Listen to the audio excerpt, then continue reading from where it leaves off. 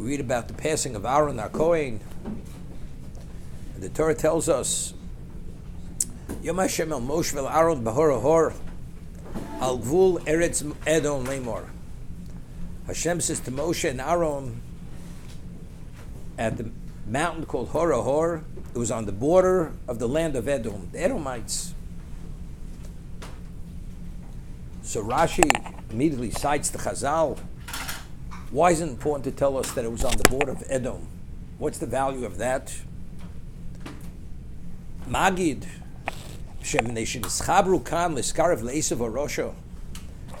the Torah is revealing to us because they came within the proximity of Esav, Edom, or the descendants of Esau, Esav Arosha, Nifritzu Maseim, their actions became breached, and as a result of this, they lost the special tzaddik. As we find, the Navi said to Yoshaphat, because of your association with this evil person, therefore your actions are breached. So it's interesting. There's no mention that the Jews sinned to any degree, but because they came within the proximity of the Edomites, who are the descendants of Esav Harosha, Esav the evil one, therefore their actions are considered breached, and that therefore there had to be some type of response, and the response was that the special tzaddik was taken. Why? Because you have to be in the proximity. That's the reason why your actions are breached. Without any mention that the Jews failed or sinned or had any level of regression over here.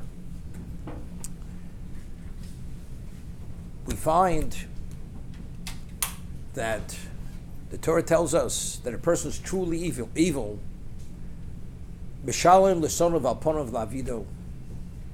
Although there's no reward in this world for a mitzvah, every human being did some kind act or goodness in his life, and the person has to be compensated, has to be rewarded. But a person is truly evil, God doesn't want him to have a share in the world to come.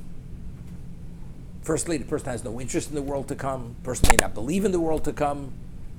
And the person is not worthy of relation with God. So what does God do? He pays him his reward in this world. So when he passes away, he goes into the oblivion.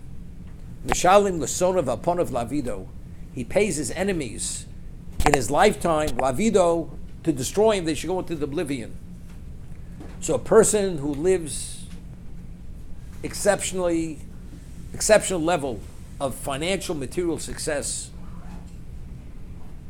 and the person is not a good Jew, not a good human being. What does that say? It says that whatever little bit of merit he has, the payoff is at this moment. God's paying him off this world, because when he leaves this existence, bank account is closed, and therefore the person goes into the oblivion. Esav, Edom is Olam Hazeh. Edom was given this world. This is their domain. Material at the most advanced level. The Edomites. So you'd say it's something to be envied. But you realize what you envy is actually, this is exchanging eternity for something which is temporary. Something just for the moment. Relative to eternity, this is just for the moment. During the Holocaust, there's no question, 6 million Jews were murdered by the Nazis, Yamach Shemam V'Zichrom. Europe was under the guise of Midas Adin, was the attribute of justice. Europe was justice. Europe, attribute of justice, you cannot be perfect enough to survive this. And therefore, 6 million Jews perished. The United States, or other parts of the world, we weren't under the guise. The evaluation was not the attribute of justice.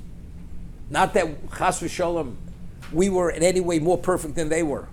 They were more perfect. Doesn't make a difference. But under the evaluation of the attribute of justice, you cannot be perfect enough. And therefore there was a Holocaust. Edom, coming within the proximity, what exactly is their evaluation? Midas adin or midas harachmin? Is it the attribute of justice or the attribute of mercy? Edom is the ultimate level of the attribute of justice. Because God is paying them off in this world that there should be no merit beyond this existence, that they should all go into the oblivion, which ultimately they will be destroyed.